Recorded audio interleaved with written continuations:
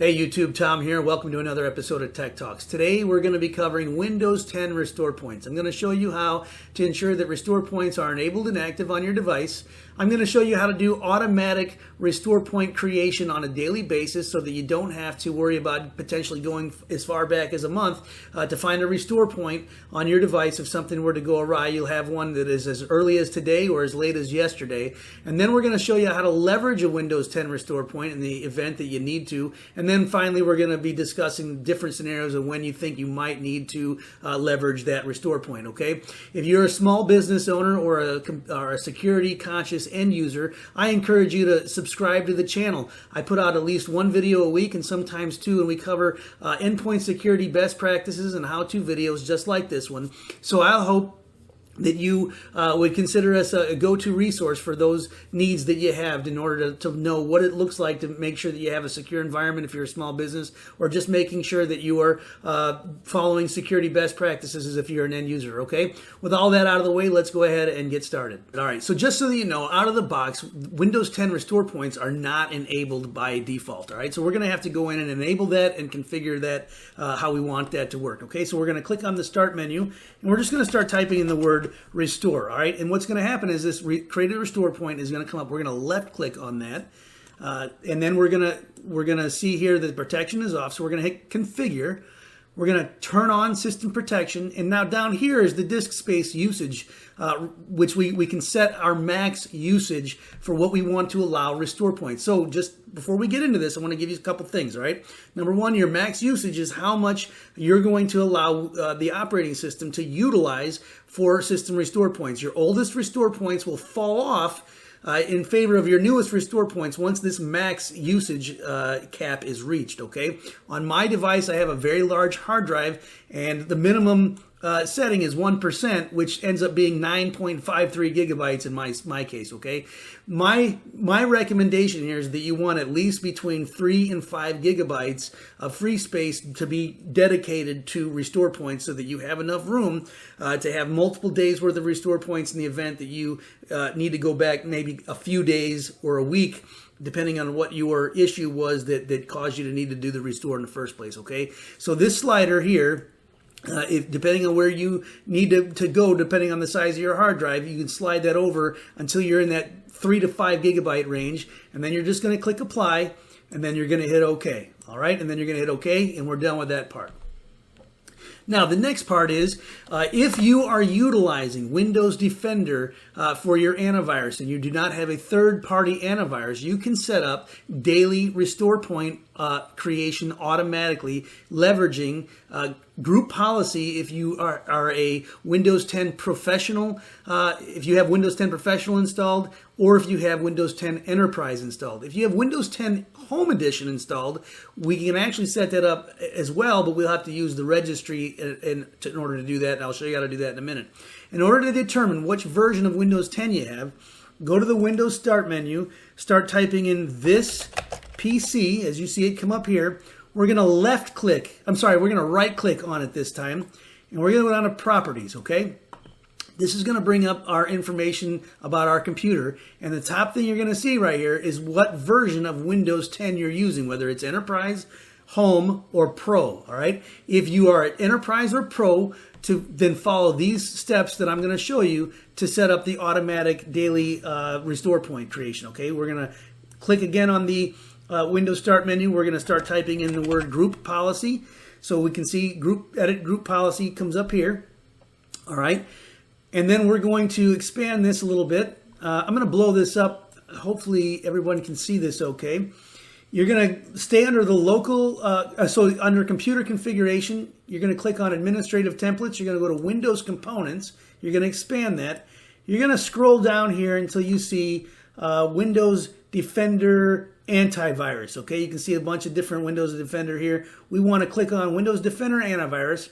We're going to go to the Scan folder here.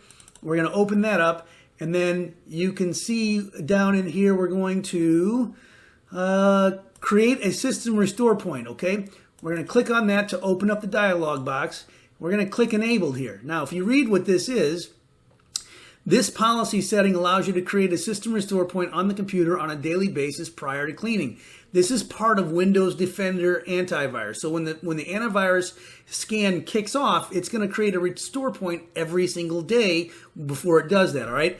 Now, you can do this on Windows 8 as well if you have Windows 8 Professional or Enterprise Edition, okay? Anyway, so this is what you would do if you have Windows 10 Pro or Enterprise and you're not using a third-party antivirus, okay? So click Apply there, hit OK to close the dialog box, and then you can just close out of this window. All right, if you are a home user and you want to enable the daily updates, you can still do that, but you have to use the registry editor tool. I just want to tell you, just be careful as you follow these instructions. Make sure that you are following everything I type in to the letter, because if you make changes in the registry that are not following these guidelines, you could cause system instability for yourself, and I don't want that, okay? So in order to start, we're going to click on the right, we're going to left click on the start menu. We're going to start typing in registry. We're going to right click on the registry editor and select run as an administrator, okay? You're going to be prompted to accept it, that you're going to be going in there. You're going to say yes.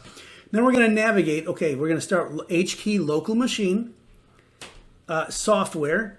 We're going to go down to policies, Microsoft, and then we're going to go to Windows Defender, and we're going to right click on Windows Defender, and we're going to say new key, and this new key is going to be named scan with a capital S, so capital SCAN, okay? Once we have that, then we're going to I'm going to just copy the words here so I don't type them in wrong. We're going to right click on scan. We're going to hit new DWord 32-bit value. You're going to select that, and then you're going to get this pop-up box that's already ready for you to put the value in. You're going to type in disable restore point with a capital D, capital R, and a capital P. So the first letter of every word is going to be capitalized. And I'm going to put it on the video so that it's nice and big so you can see exactly how to type it in. There's not going to be any spaces. It's going to be disable restore point. Now this sounds counterintuitive, but this is just how registry entries work, okay? Based on how we flip the bit, it's going to turn on restore points or turn off restore points, okay, once we enable this. So by leaving it set at 0, we're not going to make any other changes.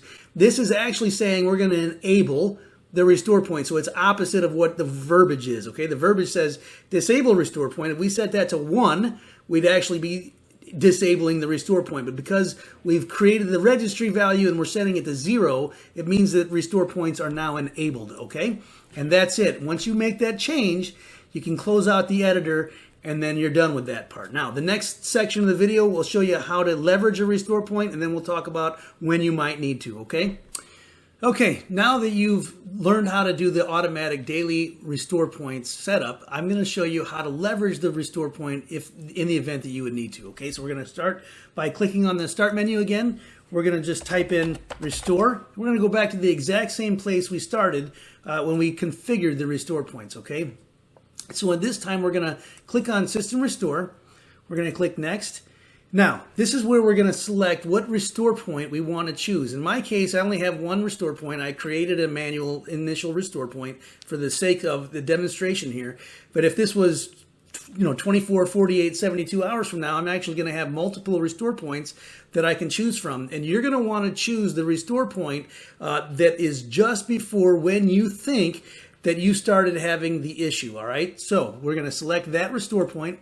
Now, scan for affected programs. You want to do this, okay? What this is going to do is, if you select a restore point that was, let's say, a week ago, and after that restore point was taken, you installed some applications or did some other things, this is going to scan for what might be affected by this restore point. So if you installed something after this restore point, it's going to tell you that, okay, this was what you may need to restore. So in my case, I don't have anything, but if you did have something, you would want to take note of that, and after the restore point is over, you would want to reinstall it. And be aware that maybe what it is that got restored or got installed after that could be what's causing your instability. So if you install it again and you continue to see issues, well, there you go. There may be a compatibility issue with whatever you're installing and the Windows 10 operating system. So once you find out what's going to be affected, you take note of it. You're going to hit close. You're going to hit next, and then this is going to start the restore point process. Okay.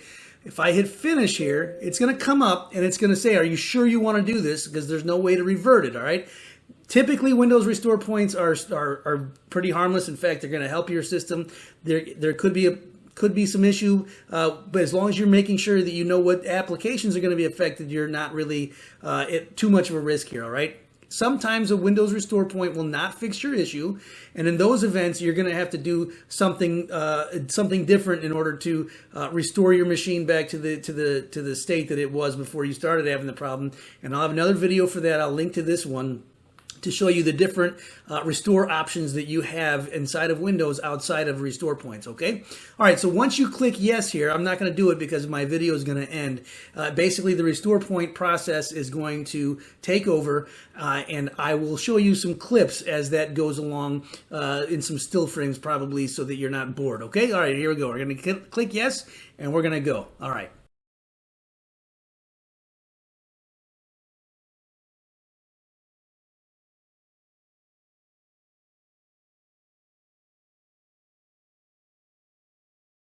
Okay, so I ran through the restore point. You can see here that it says that it was successfully completed. It took about 4 minutes altogether from the time that the machine went down to the time it came back up.